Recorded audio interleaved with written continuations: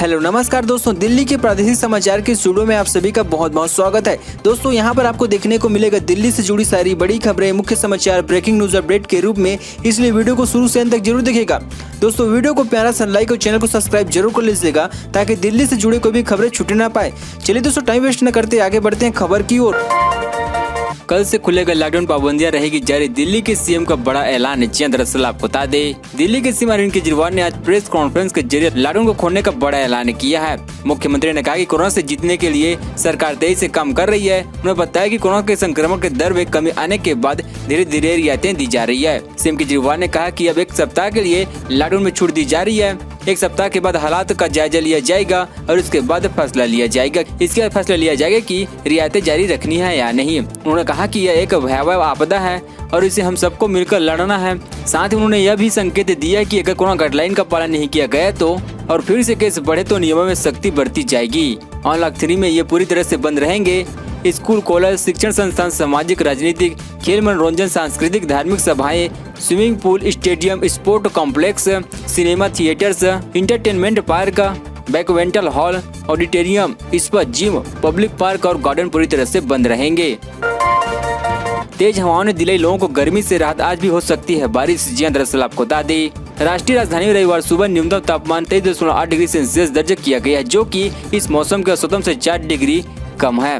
भारत मौसम विज्ञान विभाग के अधिकारियों के मुताबिक अधिकतम तापमान 35 डिग्री सेल्सियस के आसपास रहने की संभावना है। दिन में आंधी के साथ बारिश होने का भी अनुमान जताया गया है। हवा में नमी का स्तर 71% रहता है। दरअसल शनिवार के दिन आई आंधी और बारिश ने तापमान को नीचे लुढ़का दिया है। शनिवार के दिन का अधिकतम तापमान सामान्य से 4 डिग्री नीचे दर्ज किया गया है। बीते 7 सालों में 12 जून को सबसे कम तापमान दर्ज किया गया है। वहीं मौसम विभाग का अनुमान है कि अगले 6 दिनों के बीच तेज हवा और हल्की बरसात का बीच बीच में क्रम चलता रहेगा। गर्मी बढ़ने के साथ दिल्ली में पानी का हाहाकार, इन इलाकों में आज हो सकती है पेयजल आपूर्ति प्रभावित। जी दरअसल आपको बता दें, दिल्ली में गर्मी के आती पेयजल आपूर्ति प्रभावित होने लगी है। आने वाले कुछ दिन शहर के कुछ इलाकों में पेयजल आपूर्ति प्रभावित रहने वाली है, लेकिन इस बार पानी की कमी का कारण यमुना के पानी में शैवाल का बढ़ जाना है।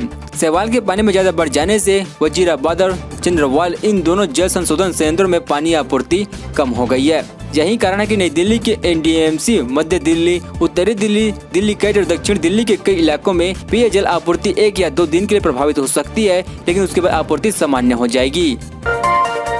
दिल्ली सरकार ने अपने शिक्षक और उनके परिजनों के लिए स्थापित किए अलग टीकाकरण केंद्र। जी दरअसल आपको बता दें, दिल्ली सरकार ने अपने शिक्षक और उनके परिजनों के लिए एक समर्पित टीकाकरण केंद्र की स्थापना की है। कोरोना वायरस महामारी के दौरान उनके द्वारा किए गए कार्यों की प्रशंसा के प्रतीक के रूप में दिल्ली सरकार द्वारा इस केंद्र की स्थापना की गई है। करीब 10 दिन पहले शिक्षा निदेशालय ने कहा था कि दिल्ली सरकार के स्कूल के शिक्षक को तत्काल आधार पर टीका लगाया जाना चाहिए, क्योंकि कोविड-19 महामारी के दौरान वे अग्रिम मोर्चे के कर्मियों के तौर पर काम कर रहे हैं। शिक्षक निदेशालय के निदेशक उदित प्रकाश राय ने इसके लिए जिला शिक्षा अधिकारी और स्कूल के प्रधान पाठकों को पत्र लिखकर कहा था कि शिक्षकों को टीका लगाए जाने की शीघ्रता व्यवस्था की जाए। वह दिल्ली में अधिकारी की ओर से अगले सप्ताह से साप्ताहिक बाजार को खोलने की अनुमति प्रदान किए जाने की उम्मीद है। कोविड-19 के नए मामलों में लगातार कमी होने और इसको लेकर स्थिति बेहतर होने को ध्यान में रखते हुए उम्मीद की जा रही है। दिल्ली के मुख्यमंत्री अरविंद केजरीवाल ने पिछले सप्ताह बाजार, मॉल और दिल्ली मेट्रो को खोलने की घोषणा की थी। इस दौरान उन्होंने कहा था कि अगर राजधानी में कोविड-19 की स्थिति बेहतर होती है तो आने वाले दिनों में कई अन्य गतिविधियों को शुरू करने की अनुमति दी जाएगी। दिल्ली कालिंदी कुंज मेट्रो स्टेशन के पास झुग्गी बस्ती में देर रात लगी भीषण आग, अग्निनाशक अभियान जारी। जी दरअसल आपको बता दें, राष्ट्रीय राजधानी दिल्ली में कालिंदी कुंज मेट्रो स्टेशन के पास एक झुग्गी बस्ती में देर रात भीषण आग लग गई है।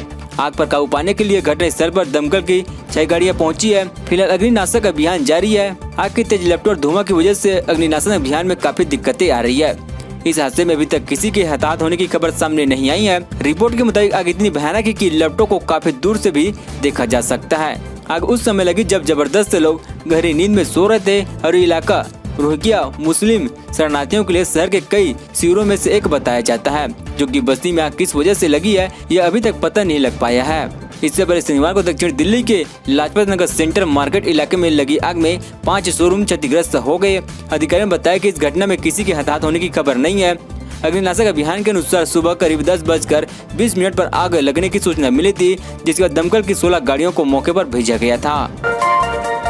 दोस्तों अभी तक हमारे चैनल को सब्सक्राइब जरूर कर लीजिएगा ताकि आपको दिल्ली से जुड़ी सारी बड़ी खबरें इसी तरह से मिलते रहे। दिल्ली एनसीआर के लोगों को गर्मी से मिलेगी राहत। आईएमडी ने कहा अगले 2 घंटों में बारिश होने की संभावना। जी दरअसल आपको बता दें, जून के महीने में लोगों की गर्मी से बुरा हाल है। दिन में आसमान से बरस रही आग के चलते लोगों का घरों से बाहर निकलना दूभर हो गया है। गर्मी अपने सितम पर है। इसी बीच अगले 2 घंटे में दिल्ली और राष्ट्रीय राजधानी के सटे एनसीआर में रहने वाले लोगों को गर्मी से राहत मिल सकती है। दरअसल भारत मौसम विज्ञान विभाग ने कहा कि अगले 2 घंटों के दौरान पूरी दिल्ली, फरीदाबाद, गुरुग्राम, गाजियाबाद, नोएडा, ग्रेट नोएडा के आसपास के इलाकों में 4 से 45 मिमी प्रति घंटे की रफ्तार से हवा के साथ हल्की से मध्यम तीव्रता की बारिश होगी। बीते दिन मौसम विभाग ने कहा कि दिल्ली में इस साल मानसून सामान्य तिथि से 12 दिन पहले यानी 15 जून को दस्तक दे सकता है। आईएमडी के क्षेत्रीय पूर्वानुमान केंद्र के प्रमुख कुलदीप श्रीवास्तव ने बताया था कि इससे पहले वर्ष 2008 में भी मानसून 15 जून को दिल्ली पहुंच गया था। मानसून के समय से पहले आने की अनुकूलन परिस्थितियां बनी हुई है। इस बार 15 जून को दिल्ली पहुँच सकता है। आईएमडी ने बताया कि उत्तर पश्चिम बंगाल की खाड़ी पर कम दबाव का क्षेत्र बना हुआ है। इसके अगले 3 से 4 दिनों में ओडिशा, छत्तीसगढ़ और उत्तर छत्तीसगढ़ की ओर बढ़ने की संभावना है। अनुकूलन मौसमी परिस्थितियों की वजह से दक्षिण पश्चिम मानसून के अगले 5 से 6 दिनों के दौरान दक्षिणी राजस्थान, गुजरात के कच्छ क्षेत्र को छोड़कर पूरे देश में छा जाने की उम्मीद है। आईसीआईसीआई बैंक में करोड़ रुपए की जालसाजी मास्टरमाइंड अमेरिका की जेल में बंद मिला। जी दरअसल आपको बता दें, दिल्ली पुलिस ने ठगी के एक ऐसे मामले का भंडाफोड़ किया है जिसमें करीब 158 करोड़ रुपए की जालसाजी का पता चल गया है। इस सिलसिले में पुलिस ने धोखाधड़ी का मामला दर्ज कर एक मास्टरमाइंड को गिरफ्तार कर लिया है। गिरफ्तार ठग का नाम अमन पुनीत सिंह कोहली है। आरोपी दिल्ली के पश्चिम बिहार इलाके का रहने वाला है। इस मामले का भंडाफोड़ आईसीआईसी बैंक की शिकायत पर हुआ है। आरोप है कि इस जालसाज ने 2 साल की अवधि में ही 467 जाली विदेश आवक प्रेषण प्रमाण पत्र दाखिल कर डाले हैं। जांच में मामला करीब 1 अरब 58 करोड़ रुपए की धोखाधड़ी का पाया गया है। आईसीआईसीआई बैंक की जिस शाखा में आरोपी ने इस तरह की जालसाजी को अंजाम दिया है वो दिल्ली के नारायण बिहार में स्थित है।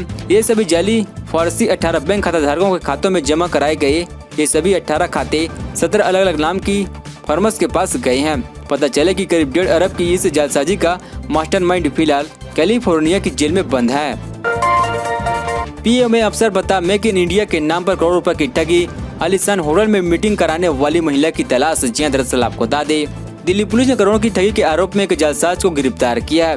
गिरफ्तार ठग का नाम पीयूष गोयल बंदोपाध्याय। गिरफ्तार ठग इन दिनों दिल्ली से सटे यूपी के हाईटेक शहर के नोएडा में छिपा हुआ था। ठगी के इस मास्टरमाइंड को दिल्ली पुलिस की आर्थिक अपराध निरोधक शाखा ने गिरफ्तार किया है। जाल में फंसे शिकार को हलाल करने के लिए आरोपी खुद को प्रधानमंत्री कार्यालय में तैनात विदेशी सेवा का अफसर बताता था। गिरफ्तार जालसाज मेक इन इंडिया स्कीम के तहत जाल में फंसे शिकार को करोड़ रुपए के काम के ठेके दिलवाने का झांसा देता था। मामले का भांडा तब पूरा जब एक पीड़ित शख्स ने दिल्ली पुलिस से इस साल के शुरुआत में शिकायत की है। शिकायत में कहा गया कि आरोपी पीड़ित शख्स से ठेका दिलवाने के नाम पर अब तक 2 करोड़ 39 लाख रुपए वसूल चुका है। दिल्ली पुलिस आर्थिक अपराध शाखा ने एक अधिकारी ने इसकी पुष्टि की है। पुलिस ने मामले मुकदमा दर्ज कर छानबीन शुरू कर दी है। शिकायतकर्ता ने पुलिस को वो आरटीआई डिटेल्स भी मुहैया कराई है। इंटेलिया बम केस में एक और बड़ा खुलासा। तिहाड़ में बंद आतंकी ने किए थे झूठे दावे, जाने क्या थी वजह। दरअसल आपको बता दें, इंटेलिया केस में एक और खुलासा हुआ है। इंटेलिया के बाहर खड़ी कार में विस्फोटक रखने की जिम्मेदारी लेने वाला आतंकी तहसीन अख्तर अपने दावे से पलट गया है। उनसे पूछताछ में पुलिस को बताया कि उसने जो विस्फोटक रखने की बात कही थी वो गलत थी। इस मामले में उसके सारे दावे झूठे हैं। पूछताछ में पुलिस को पता चला कि उसने ये झूठ इसलिए बोला था कि वो अहमियत बढ़ाना चाहता था। वो चाहता था कि लोग उसके बारे में बात करें। केंद्रीय जांच एजेंसी 10 मार्च को टेलीग्राम ऐप पर एक मैसेज ट्रेड किया था। ये ग्रुप एक आतंकी संगठन से जुड़ा हुआ था। इस संगठन ने जैश-उल-हिंद ने मुकेश अंबानी के घर के बाहर खड़ी गाड़ी में स्कॉर्पियो में विस्फोटक रखने की जिम्मेदारी ली थी। अब इस ग्रुप के मैसेज को ट्रेड किया गया तो पता चला कि ये तिहाड़ में बंद एक कैदी तहसीन अख्तर द्वारा भेजा गया है। उत्तर प्रदेश गंगा नदी में तैरती मिली 3 लाशें। जांच छोड़ सीमा विवाद में ही उलझी रही पुलिस। दरअसल आपको बता दें, कन्नौज जिले के नवरंगपुर चौकी के क्षेत्र के बदनामपुर घाट के सामने बदानापुर घाट के सामने गंगा नदी में एक महिला और 2 पुरुष के शव मिले थे, जो हरदोई और कन्नौज जिले की सीमा में मिलने के विवाद के चलते काफी समय तक पड़े रहे। हालांकि बाद में सीमा निर्धारित होने पर कन्नौज पुलिस ने उसे हरदोई पुलिस को सौंप दिया। कन्नौज के पुलिस अधीक्षक प्रशांत वर्मा ने रविवार को बताया कि नवरंगपुर चौकी के बदनापुर घाट के सामने गंगा नदी में 3 शव बहते हुए मिले थे। गुरसाहयागंज पुलिस मौके पर पहुंची और शवों का स्थल हरदोई क्षेत्र होने के कारण हरदोई पुलिस को सूचना दे दी गई। पुलिस अधीक्षक ने बताया कि तीनों शव हरदोई पुलिस को सौंप दिए गए थे और आगे की जाँच और कार्रवाई हरदोई की पुलिस करेगी। दोस्तों, खबरों का सिलसिला बस यहीं तक। दोस्तों वीडियो की जानकारी आपको चुके पे आंसर लाइक कीजिए। दोस्तों आप दिल्ली निवासी हमारे चैनल को सब्सक्राइब कीजिए, दिल्ली से जुड़ी सारी बड़ी खबरें आपको इसी तरह से मिलते रहे। चलिए दोस्तों अगले वीडियो में मिलते हैं। जय हिंद जय भारत।